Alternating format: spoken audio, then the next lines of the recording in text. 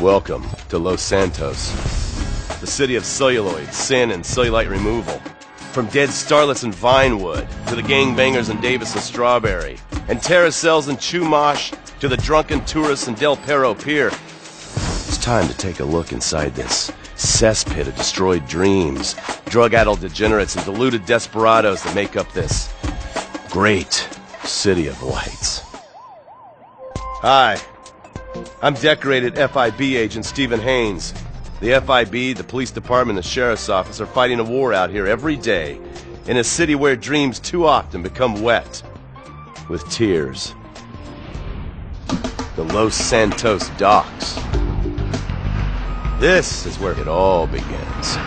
The second largest port in the world, the great orifice of American capitalism. Stuff coming in, garbage going out. And hidden in over 2 million containers a day, God only knows where. The cartels pay off some low-level schlub, and suddenly you've got military-grade weapons, badly cut crystal meth, and grade A yayo from Mexico flooding our streets. And once it hits the hood, it's anarchy, with a side of murder hold to fries. Or maybe the Chinese are slipping some of our high-security weapons systems in with the recycling, and we're giving up our national security for nothing? Who knows? Who cares? As long as the financial party continues, we'll just keep picking up the pieces. A word to the wise, kids. Never use PCP. It makes you want to punch cops or run around naked, and not necessarily always in that order. Most of the time, this illicit cargo makes it straight to the gangs. But sometimes an ordinary Joe lets go and loses his shit after a pipe or two at Pleasure Dust.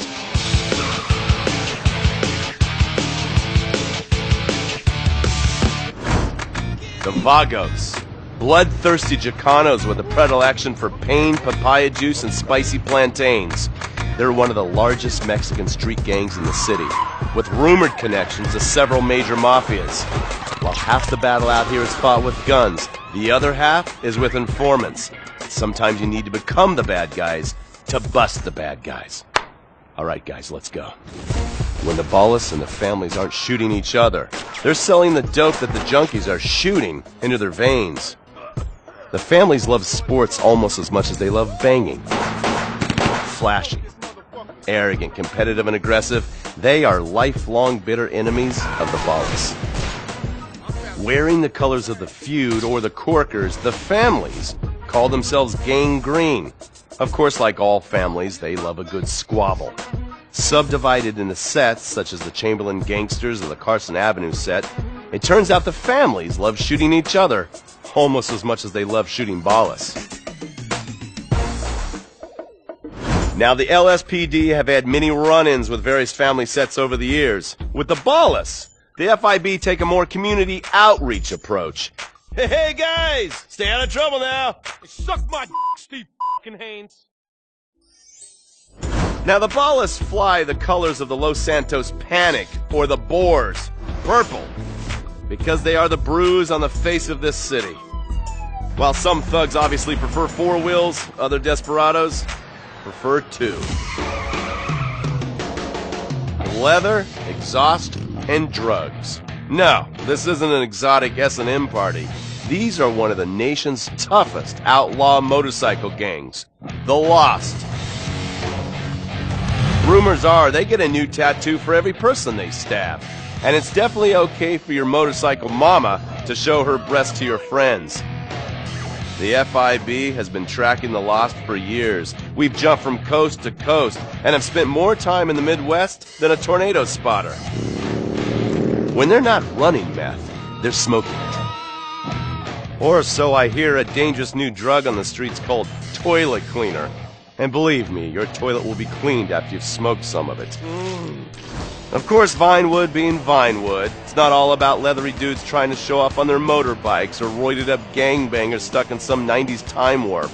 This is the town that made mass murder into nostalgia. Of course, to become truly popular, your murder has to be both unsolved and gruesome. In a town full of alien spotters, adults dressed as zombies, and entertainers dressed as cartoon characters, it takes something particularly awful to really catch people's attention. The famous, unsolved murder of a Vinewood starlet is one such case. For years, horny nerds have wondered what happened to Leonora Johnson, and if they would have plucked up the courage to speak to her or kill her themselves. It's inspired filmmakers, writers, and copycat killers. Conspiracy theorists have blamed various celebrities, the mayor, the Soviets, short skirts, women's liberation, and hidden aliens embedded amongst us for the murder.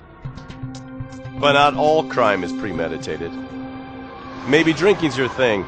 Look at this drunken buffoon, proving that there doesn't always need to be criminal intent to cause serious criminal damage.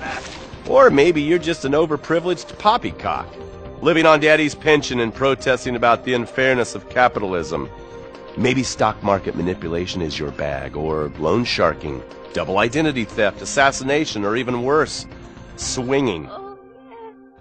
On our next episode, I, Stephen Haynes, will show you the flashier side of crime in Los Santos, illegal street racing, cocaine, and vice. Yes, speed, snort, and sex. The alliterative threesome that helped hook America on the underbelly of paradise.